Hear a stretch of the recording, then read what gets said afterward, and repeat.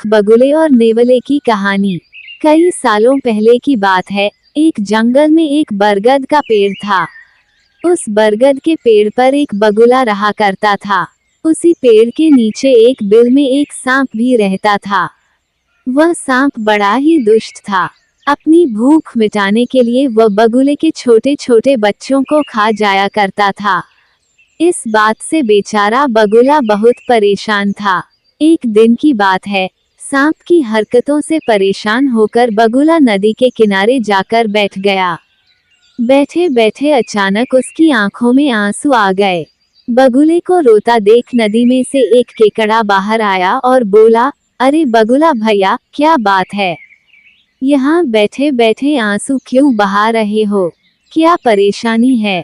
केकड़े की बात सुनकर बगुला बोला, क्या बताऊं केकड़े भाई, मैं तो सांप से परेशान हो गया हूँ। वह बार बार मेरे बच्चों को खा जाता है।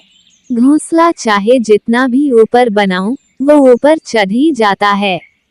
अब तो उसके कारण दाना पानी लेने के लिए घर से कहीं जाना भी मुश्किल हो गया है। तुम ही कोई उपाय बताओ। बगुले की बात सुनकर केकड़े ने सोचा कि बगुला भी तो अपना पेट भरने के लिए उसके परिवार वालों और दोस्तों को खा जाता है। क्यों न ऐसा कोई उपाय किया जाए कि सांप के साथ साथ बगुले का भी खेल खत्म हो जाए। तभी उसे एक उपाय सूझा। उसने बगुले से कहा, एक काम करो बगुला भैया, तुम्हारे पेड़ से कुछ ही दूर नेवले का बिल है। तुम सांप के बिल से लेकर नेवले के बिल तक मांस के टुकड़े बिछा दो। नेवला जब मांस खाते हुए सांप के बिल तक आएगा तो वह सांप को भी मार देगा। बगुले को यह उपाय सही लगा और उसने ठीक वैसा ही किया जैसा केकड़े ने कहा, लेकिन इसका परिणाम उसे भी भुगतना पड़ा।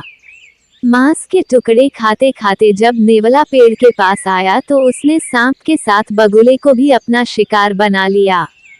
कहानी से सीख दोस्तों, इस कहानी से हमें ये सीख मिलती है कि किसी की भी बात पर आंख बंद करके विश्वास नहीं करना चाहिए। साथ ही उसके परिणाम और दुष्परिणाम के बारे में भी सोच लेना चाहिए।